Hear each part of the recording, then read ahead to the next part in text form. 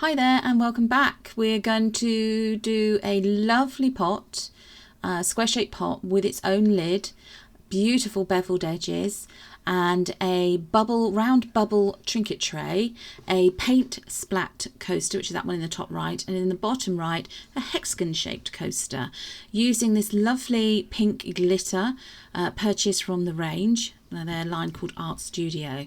And as you can see here, we're just mixing up some resin. It's a 1-to-1 mixing ratio of hardener and resin. Straightforward, use your favourite brand. I think this one is a Tea Expert one, or it could be Let's Resin. To be honest with you, I can't completely remember which one it is we used. I just noticed a change in lighting there. I don't know quite what was going on in the background. Apologies for that. But yeah, so we're just measuring out the quantity that we need here. There we go. Obviously you can find out what quantities you need by adding rice and measuring out what you put in, or you can use it by putting water in and then drying your moulds out afterwards. So anyway, here we are. We've just added the pink glitter. This has been sped up. We don't usually mix that quickly. Do take time mixing in glitter with your resin, and also just so that you don't spill it. We usually mix much slower than this for at least 3 to 5 minutes. So there are a few bubbles in there, but most of those will pop and they'll degas when you pour them into the mould and you let the mould stand. So here we are with this lovely square shaped pot with a bubble. I'm going to call it a bubble edge, not a faceted edge. So just go careful when you're pouring it in, nice and slow, although I think this has been sped up a little bit for this. Yeah, it's been sped up a little bit. So as you can see, the resin itself still looks clear, but the colouring of the glitter is giving it that pale pink hue to it. So it's not opaque at all. It is still clear, but the glitter, the colour of the glitter and the intensity of the glitter does make it look like it's actually got some sort of pink pigment added to it as well. It hasn't. By all means you can, if that's what you decide you want to do, but we haven't. We thought we'd make this a simple video in case you decided to try and have a go yourself, because that's the idea of some of these videos that we do. So that was the pot itself, and this is the lovely lid with the little handle or knob thing on the top of it, which, spoiler alert, looks absolutely gorgeous at the end. So here we go, just carefully, slowly pouring it in, making sure that it reaches all the edges there. Don't forget, or you can always stop mid-pour, just to make sure that you don't over-pour anything. I mean, I am a culprit. I quite often over-pour stuff, and then you end up with a big clean-up job if you're not careful, or trimming up over-pour or spillage when it's completely cured. So there we are. We're just filling up the hexagon-shaped mould.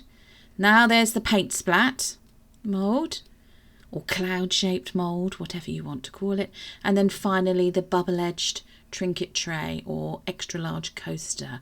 Wow, look at that glitter. It really sparkles when it catches the light.